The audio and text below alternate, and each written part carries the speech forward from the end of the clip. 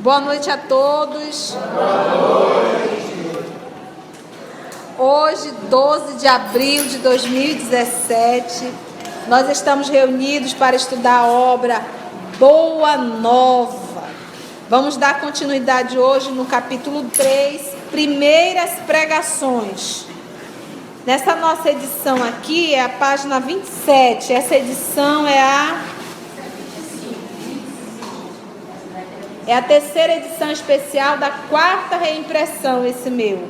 Página 27. Então vamos lá. A semana passada nós nos deparamos com um diálogo. Jesus saiu do encontro com João Batista, foi para Jerusalém em silêncio e ficou ali sentado, observando o movimento, tal qual um peregrino. E aí apareceu quem? Vários doutores da lei, vamos dizer assim, sacerdotes, e a figura de Jesus chamou a atenção, principalmente de Hanã, que se aproximou de Jesus e fez um diálogo com o Senhor, perguntando o que Jesus, o que aquele peregrino estaria fazendo. Ele disse que ele estava passando para fundar o reino. E aí ele questionou: o que pensa tu ser um reino, né? E houve aquele diálogo ao qual Hanã teve um desprezo total pela abordagem do nosso Senhor Jesus. E Jesus apenas olhou, saiu dali, voltou para a Galileia e foi direto para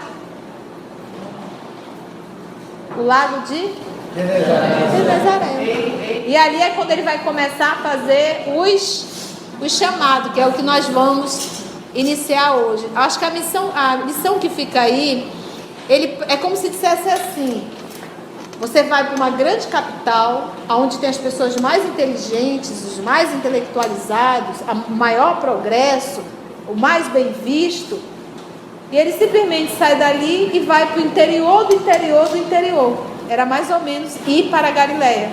Porque o que vinha dali, como ele dizia, o que pode vir da Galileia, a não ser peixes e frutas? Então é como se estivesse lá só pessoas ignorantes, sabe? Pessoas muito simples. E ele sai desse miolo da intelectualidade e vai procurar os simples, porque aqueles lá estavam prontos para entender a lição que ele ia trazer. Os intelectuais não. Isso até hoje não mudou. Isso até hoje não mudou. Quando a pessoa se acha autossuficiente, quando a pessoa acha que é Deus, só o tempo para mostrar que ela não é Deus. E que o que ela acha que... Gente, quando eu começo a acreditar que eu sei muito, isso já mostra o quanto eu sou ignorante. Porque quando nós vamos aprendendo, cada vez que a gente aprende, nós vamos entendendo o quanto nós não sabemos. Porque o aprender é quase um infinito. Você vai aprendendo e aquilo vai ficando mais longe. Você vai aprendendo e aquilo vai ficando mais longe. Porque vai crescendo. Porque você passa a buscar coisas que antes você nem enxergava. Então, achar que eu sei muito, achar que já sabemos muito. Imagina uma pessoa falar assim: não, eu já estudei todo o espiritismo. Isso é um ignorante. É ignorar. Porque se eu pegar o livro dos Espíritos, reler 4 vezes, na quinta eu ainda vou achar coisas novas. E toda vez que eu for ler essa obra, eu vou achar coisas que antes eu não conseguia enxergar. Entendeu? Então o aprendizado é infinito. Então Jesus fugiu dos intelectuais, daqueles que se achavam superior, maior que, e foi procurar as pessoas simples, que esse terreno sim, estava pronto para ir jogar a semente. Vamos lá então? Então, terminando esse diálogo entre ele e Hanã, ele já veio de João Batista, teve esse diálogo com Hanã. No dia seguinte, pela manhã, o mesmo formoso peregrino foi ainda visto a contemplar as maravilhas do santuário. Antes, alguns minutos de internar-se pelas estradas banhadas de sol, a caminho de sua Galileia distante. Ele era chamado de Galileu, gente, porque ele viveu em Nazaré. Ele cresceu em Nazaré. Se comportava como, se vestia como, falava todo. Então, Nazaré era dentro da Galiléia. Galiléia é como se fosse um estado e ali composto de várias cidades menores, entendeu? Só para a gente lembrar, olha, dentro da Galiléia nós vamos ter Corazim, Cafarnaum, Magdala, Caná, Nazaré, Naim e o mar da Galiléia, ok? Só para a gente lembrar aqui, ó. O mar da Galiléia é também conhecido como Mar de Tiberíades ou Lago de Genezaré. Tudo tudo é um lago. É um lago. Ele era grande, mas é um lago. Quem teve a alegria de ir lá, né? Ele ainda está lá. Vamos lá então? Então entendemos aí, para o mesmo Mar da Galiléia, né? Que é um lago grande, né? Ele não é pequeno não, viu gente? Também conhecido como Mar de Tiberíades, ou Lago de Tiberíades e Lago de Genezaré, tá bom? Vamos lá. Daí a algum tempo, então Jesus ficou como se fosse 24 horas em Jerusalém, no dia seguinte, caminhando para a Galiléia. Daí a algum tempo, depois de haver passado por Nazaré, descansando igualmente em Caná. Olha, o povo andava muito naquela época, gastava energia, era pobre, mano. Jesus, como ele diz, não tinha nenhuma pedra para recostar a cabeça. Jesus se encontrava nas circunvizinhanças da cidadezinha de Cafarnaum. Perdão, Caná, passou por Magdala e chegou em Cafarnaum. Cidadezinha, ele colocou algo pequenininho, de Cafarnaum.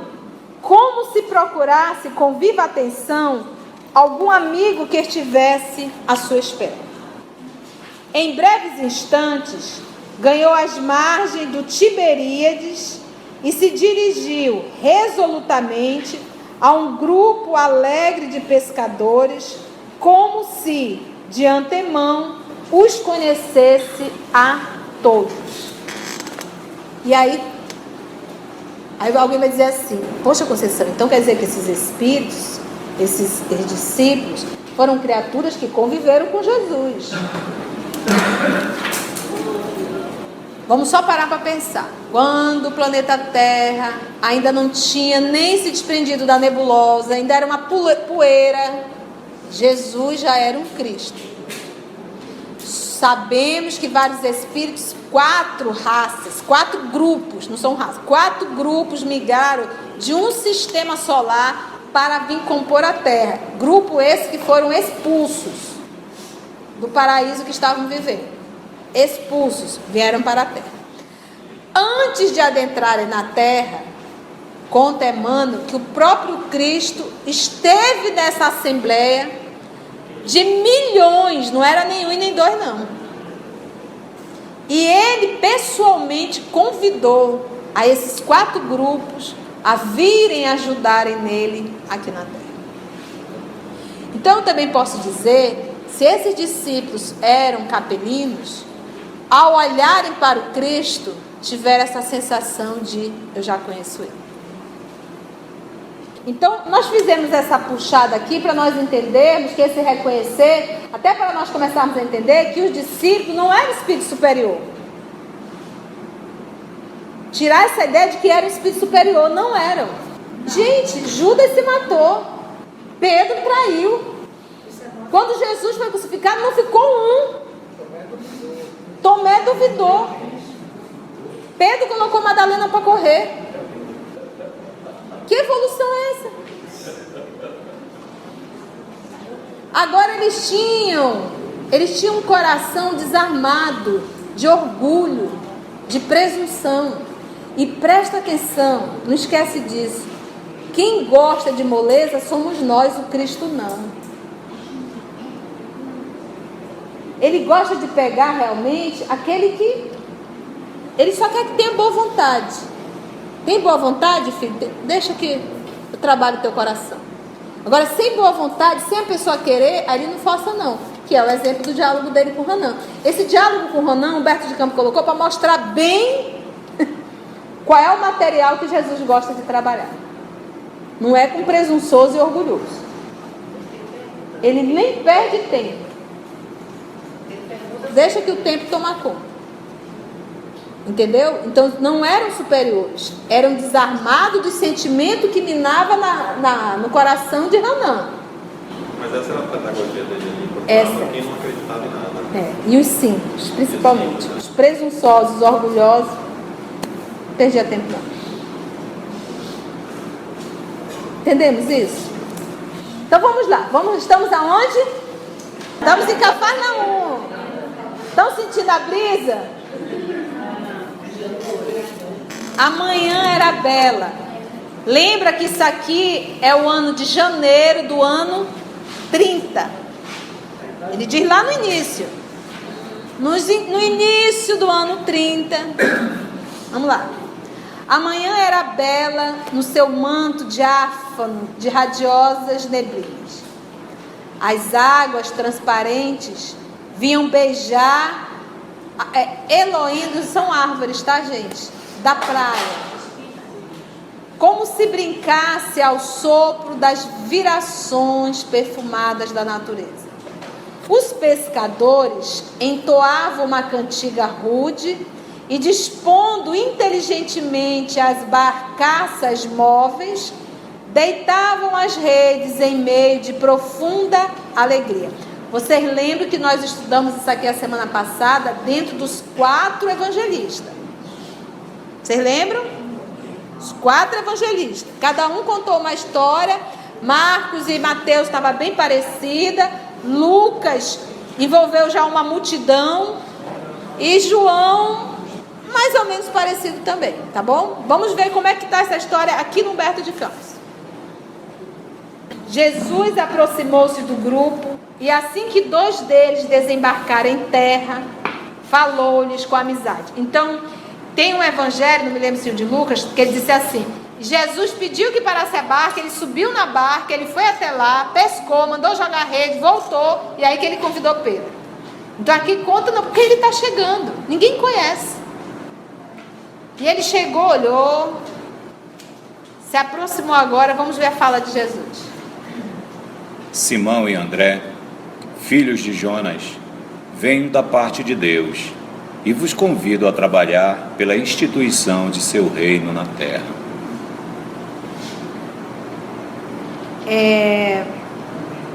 No livro de João, ele diz que o pai de Simão e André, ele diz assim, filhos de João.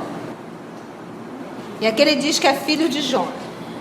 Mas nós ficamos pensando que quando ele diz assim, porque logo no início ele diz que Pedro e Marcos, Pedro e André, eram discípulos de João.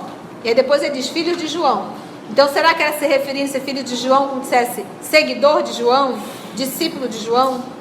Então no evangelho de João, o evangelista, ele coloca como discípulo de João Batista Pedro e André. Aqui vamos ver. Então aqui ele diz que o pai dele se chama Jonas. Quando falar em nome, destaca isso, que são lições grandiosas, tá? Ele diz, venho da parte de Deus e vos convido a trabalhar pela instituição de seu reino na terra. André lembrou-se de já o ter visto nas cercanias de Betsaida. Lembra que é tudo pertinho, olha.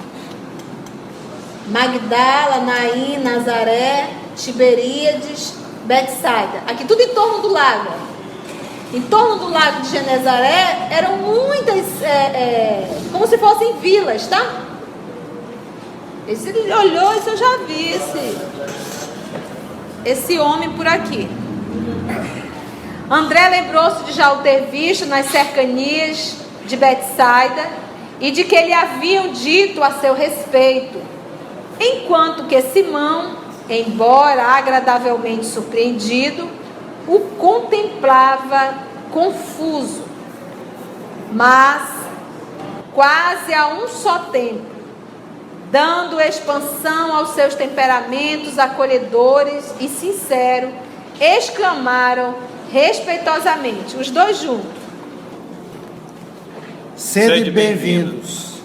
Jesus então lhes falou docemente do Evangelho com um olhar ardente de alegria divina. Estando muitos outros companheiros do lago a observar de longe os três, André, manifestando a sua tocante ingenuidade, exclamou comovido. Então nós temos aqui já uma informação. Jesus começou no ano 30, logo em janeiro, esteve com João Batista antes de iniciar a sua pregação, ele ainda não iniciou, foi para o deserto junto com João Batista. O povo sabia que João Batista vivia de uma forma muito rígida, muito severa, dieta, se alimentava só de mel, daquela alfarroba. Então imaginaram o cão atentando Jesus lá, porque não deve ter sido fácil, ele tinha que contar que era difícil, inventaram um capeta. Jesus saiu de lá, passou em Jerusalém, está agora em Cafarnaum. E o primeiro a serem chamado foi quem? Que eram irmãos.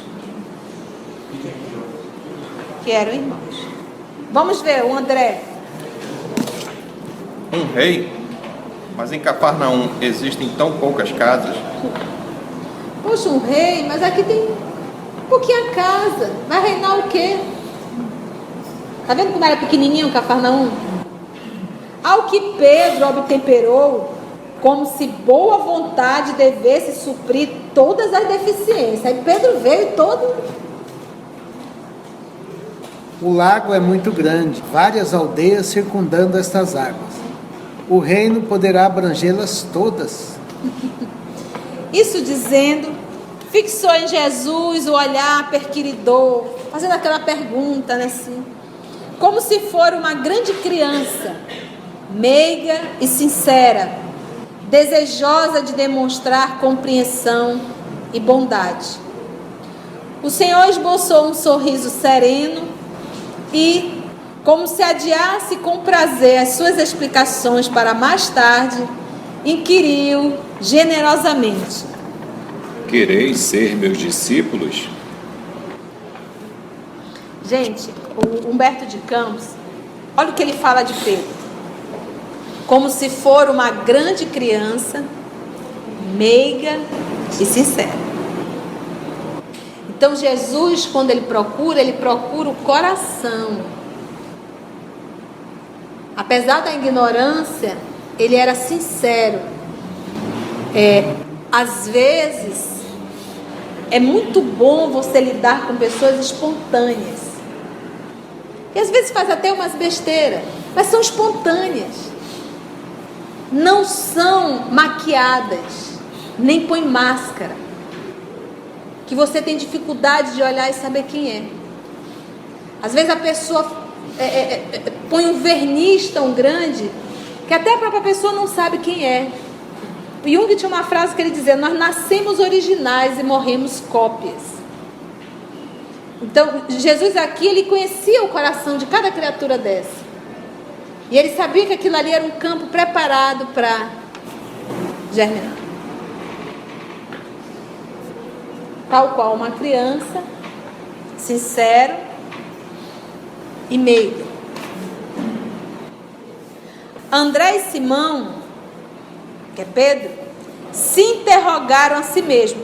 Em algum momento vocês viram chamar Jesus, dizer para ele que ele era Simão? Como é que ele chamou no primeiro momento? Simão ou Pedro? Ele já se referiu?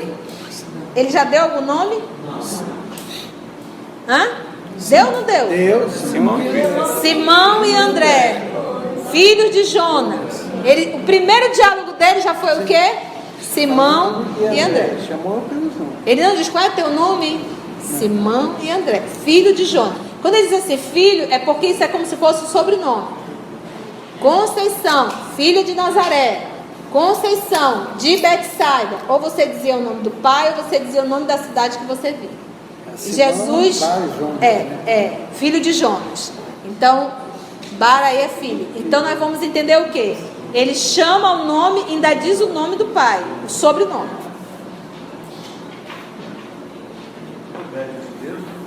André, e conhece a cada um. Ele diz, eu conheço a cada um dessas ovelhas. E conhece. André e Simão se interrogaram a si mesmos. Querem ser meu discípulo, né? Perguntando, trocando ali sentimento de admiração embevecida. Refletia Pedro: que homem seria aquele? Onde já lhe escutara o timbre carinhoso da voz íntima e familiar? Ambos os pescadores se esforçavam por dilatar o domínio de suas lembranças, de modo a encontrá-lo nas recordações mais queridas. Não sabiam, porém, como explicar aquela fonte de confiança e de amor que lhes brotava no âmago do espírito, e sem hesitar e sem uma sombra de dúvida, responderam simultaneamente: Senhor, seguiremos os teus passos. E aí outro ponto aqui interessante. Nós vamos estudar lá na frente a cura de um cego de nascença. E aí, depois que Jesus curou, foi aquele que Jesus pegou o barro, cuspiu, fez uma pastinha e passou nos olhos. Ele não precisava fazer nada disso. Ele fez esse movimento como um protesto, porque era um sábado. Você não poderia mexer em absolutamente nada, mexer com a terra, nada. Então, depois que eles saíram, os discípulos fizeram perguntas maravilhosas. Senhor, quem pecou? Foi ele ou foram seus pais? Ele nasceu cego, como é que ele poderia ter pecado? Por que essa pergunta? Quem pecou? Foi ele? Mas ele nasceu cego, ou foram seus pais? Então mostra que eles tinham uma ideia da expiação. Se ele pecou em algum lugar, porque ele já nasceu cego, ele não teve escolha. A lei da reencarnação. A lei da reencarnação. E aí Jesus dá uma resposta: nem ele e nem os seus pais. Isso aconteceu para que fizesse a vontade do meu Pai. É como se fosse assim, ó. Antes, porque, gente, diz Emmanuel no livro A Caminho da Luz, que houveram 2 reuniões no mundo espiritual. A primeira reunião foi de espíritos crísticos para a formação do planeta Terra. Jesus sendo responsável, o espírito crítico responsável pelo planeta. A segunda reunião era a programação da vinda do Cristo na Terra. É tudo muito programado. Então, antes de Jesus vir, já foi acertado quem era o discípulo, quem viria ajudá-lo, os paralíticos, os cegos, os coxos, os leprosos, porque muitos se colocaram assim: eu vou, Senhor, eu vou nascer nessa condição, para quando eu te encontrar, tu me curar lá, e que fique comprovado que tu és o Messias. Porque no Antigo Testamento estava escrito tudo que ele iria fazer. É como se fosse assim: olha, essa aqui é a senha, viu? Esse aqui. E ele fez tudo como estava e ninguém o reconheceu. Então muitos acertaram isso antes de reencarnar. Outros não, era um processo expiatório mesmo. E ele dizia: vá, não tornes a pecar, para que não te aconteça coisa pior. Agora, Jesus não veio para curar corpo, gente. Isso aí foi um protocolo. Porque não adianta curar corpo se a alma está doente. O corpo vai adoecer de novo. E detalhe, o corpo é perecível.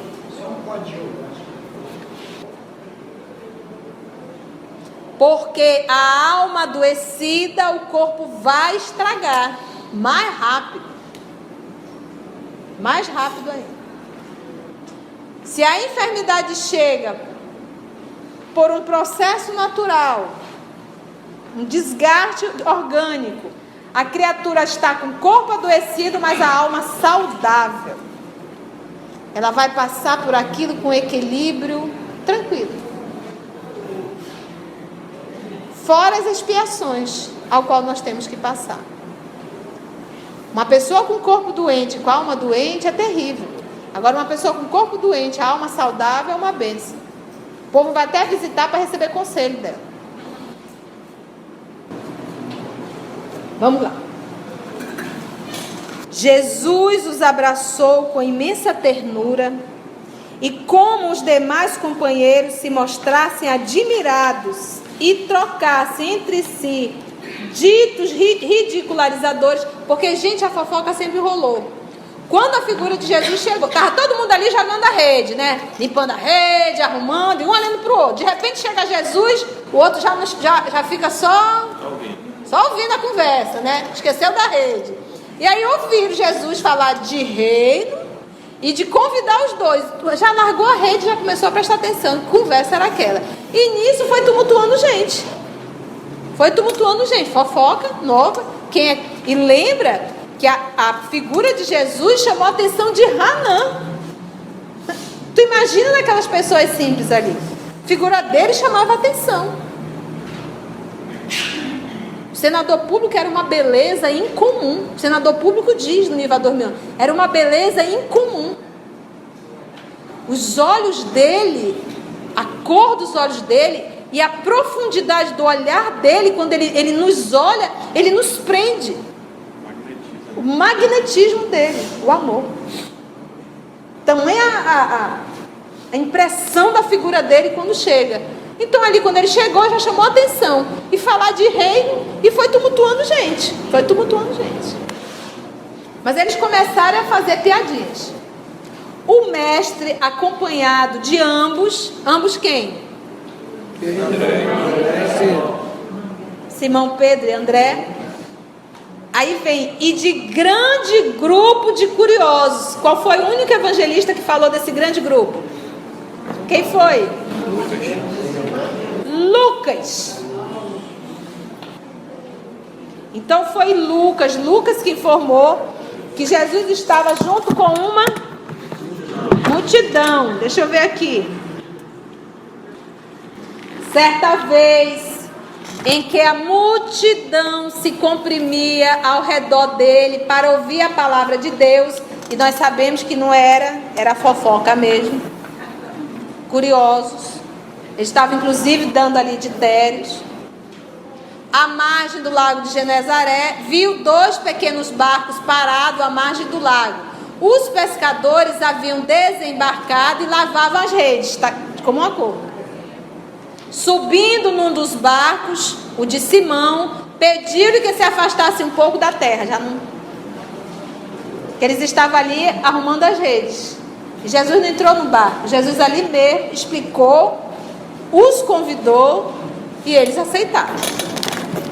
Vamos lá. Humberto de Campos agora. O mestre, acompanhado de ambos e de grande grupo de curiosos, se encaminhou para o centro de Cafarnaum, onde se erguia a intendência, que era a administração de Antipas, tá? Só para a gente entender, Herodes Antipas, ele viveu de 20 antes de Cristo a 39 depois de Cristo.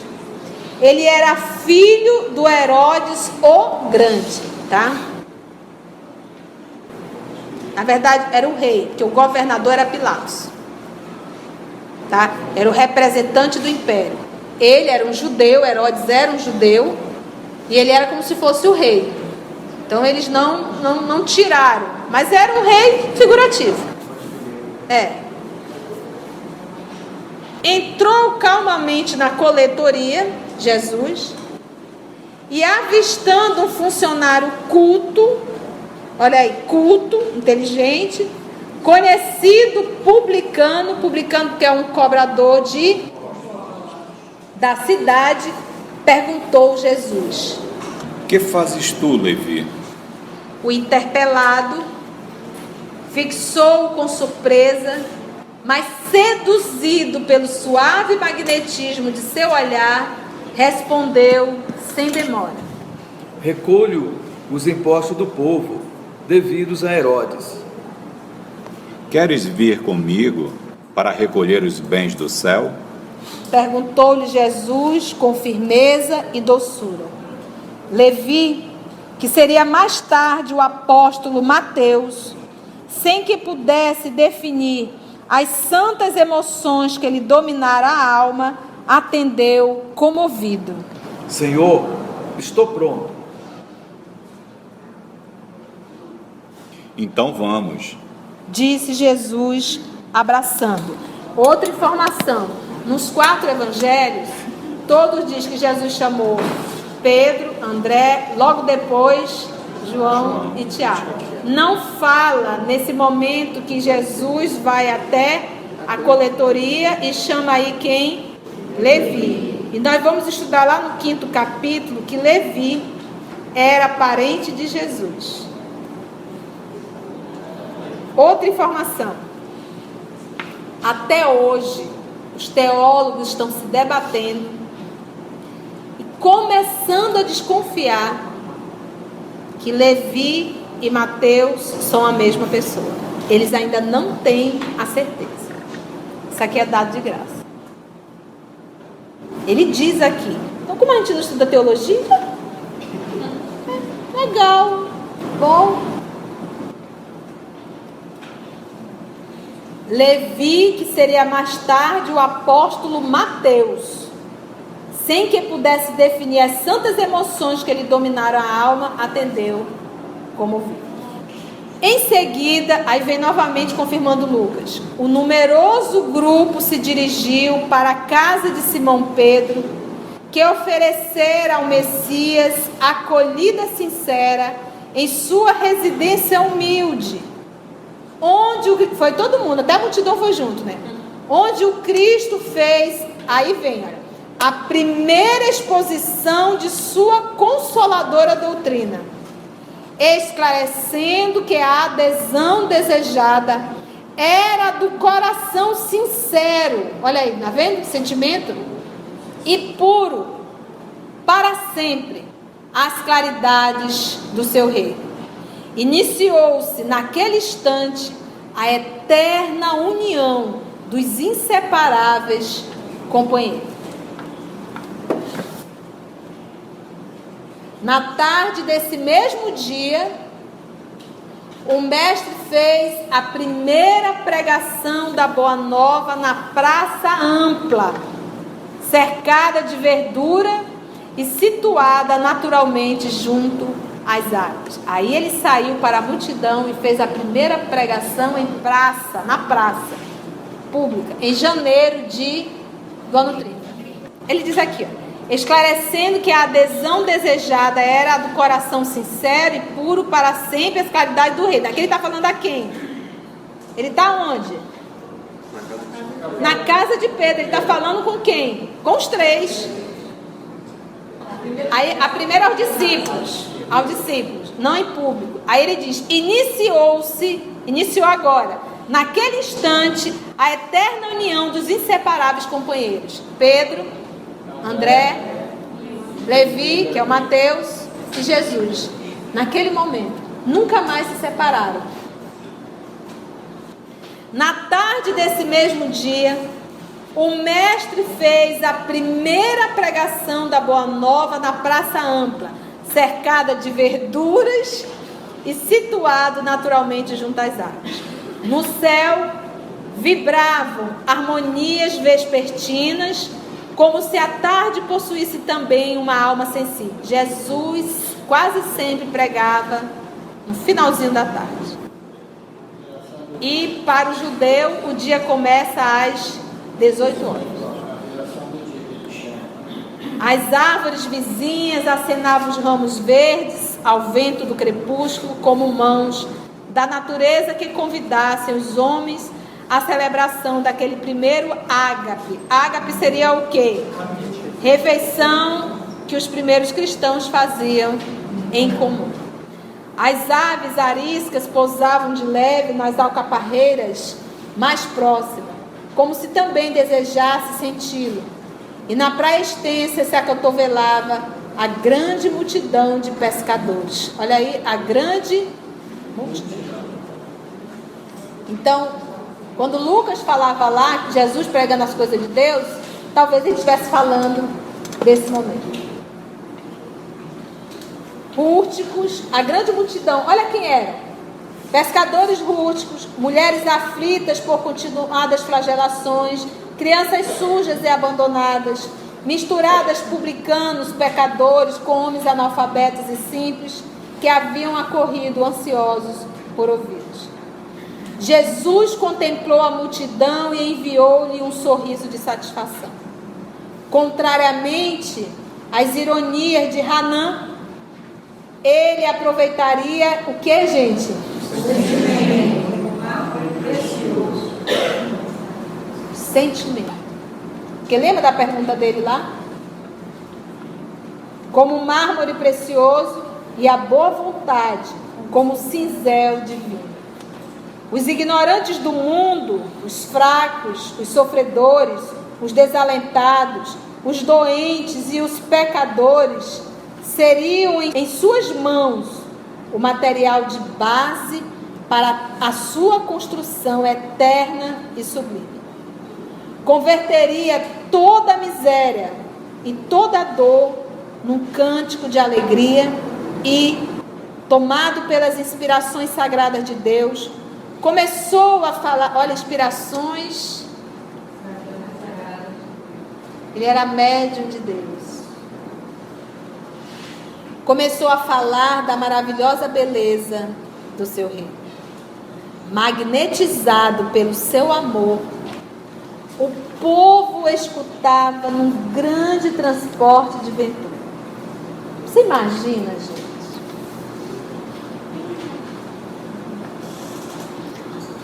Às vezes a gente escuta um palestrante comum, a gente já... Você imagina o que é ouvir Jesus palestrando? Até as crianças ficavam calmas. Todo mundo parava. A voz dele ecoava no mundo íntimo. Quando ele comenta aqui, os ignorantes do mundo perdem o conhecimento, né, da verdade, não é? Porque os sábios quase sempre, sábios ou pseudo-sábios, quase sempre são muito presunçosos. Não tem o sentimento puro. É porque a gente não interpreta a ignorância como é o de não saber. Dúvido, né? No céu havia uma vibração de claridade desconhecida. Ao longe, no firmamento de Cafarnaum, o horizonte se tornara um deslumbramento de luz. E, bem no alto, na cúpula dourada e silenciosa, as nuvens delicadas e alvas tomavam a forma suave das flores e dos arcanjos do paraíso. Então, na primeira pregação pública de Jesus, estavam com eles Simão, André, Levi. Rapidamente, Pedro, para a gente entender essa eternidade. Então, quando o soldado em Roma xingava bastante Pedro e jogou a pedra essa que o levou a óbito, Aniceto Sertões. Aniceto Sertões, lá na frente, né? Ele desencarnou, Jesus o recolheu, o levou a uma paisagem de repouso. Pedro repousou, Jesus esteve com ele. Passaram-se alguns dias, Jesus disse assim: Pedro, repousa aqui o tempo que tu quiseres, eu estou indo. E aí Pedro disse assim: mas o senhor está indo para onde? Para a terra. Enquanto houver uma lágrima na terra, eu lá estarei. E aí Pedro não aguenta, diz: Senhor, espere, eu vou contigo. Então esse conviver com Jesus, estreitar esse laço, isso, quando nós conhecemos o Cristo, conhecemos Ele, esse laço se torna eterno. Não tem mais como soltar. Porque é um prazer enorme estar com Ele. Não tem, a gente nunca sentiu amor igual ao estar ao lado do Cristo. Então, quando a gente está em presença desse amor, que é esse amor que a gente busca nas pessoas falíveis, essa sede, quando a gente encontra, a gente acha que a felicidade segura, não é que está errado. Que essa sede, essa felicidade segura é com Cristo. Foi o que aconteceu com Madalena, foi o que aconteceu com Pedro, com Levi, com André. Paulo de Tarso. E a próxima semana nós vamos ver com João Evangelista e com seu irmão Tiago, que vai ser o estudo da próxima semana. Pedro voltou com Jesus. Roma ainda estava naquela matança dos cristãos. Jesus acolhendo, Pedro acolhendo, trabalhando, atuando. E Jesus olha para Pedro e disse assim: Pedro, alguém te chama. E Pedro olhou para Jesus e conseguiu captar. Aquele soldado que tinha tirado uma pedra estava exatamente no túmulo de Pedro, com o filho no braço, solicitando que Pedro curasse seu filho. Pedro vai até o cemitério, aplica o passe, recupera o menino. Jesus em seguida se aproxima e diz assim: é assim, Pedro, é assim que devemos viver na casa do nosso Pai, perdoando, amando e nos ajudando. E é o que ele fez quando ele uniu Estevão e Paulo. Estevão, a vítima, Paulo, o perseguidor. Então, a união e do perdão. Acabou. Então, a próxima semana, Bíblia na mão, boa nova de um lado. Gente, é por isso que eu digo: nós não devemos nos arvorar a um estudo bíblico sem ter estudado essas obras. Porque isso aqui encaixa. Tem coisa que aqui fica uma interrogação, isso aqui vem e explica. Lembra que isso aqui é a continuidade. Então nós vamos usar como recurso há 2000 anos. Nós vamos usar Paulo e Estevão, que é da mesma época. Qual é da mesma época? Paulo e Estevão, que começa no ano de 34, logo depois da crucificação de Jesus. É a continuidade do cristianismo, é o ato dos apóstolos. Paulo e Estevão é ato dos apóstolos, depois da morte do Cristo. Depois 50 anos depois. 50 anos depois já vai ser lá no ano 100 e pouco. É o livro Paulo e Estevão e o livro há 2000 anos. O livro há 2000 anos é no ano 30. Olha que interessante como a espiritualidade coordenada pelo nosso Senhor Jesus programou essas grandes obras. Isso é obra. Então veio há 2000 anos, que é do ano 30 em diante. Vai até a destruição de Jerusalém, do templo de Jerusalém.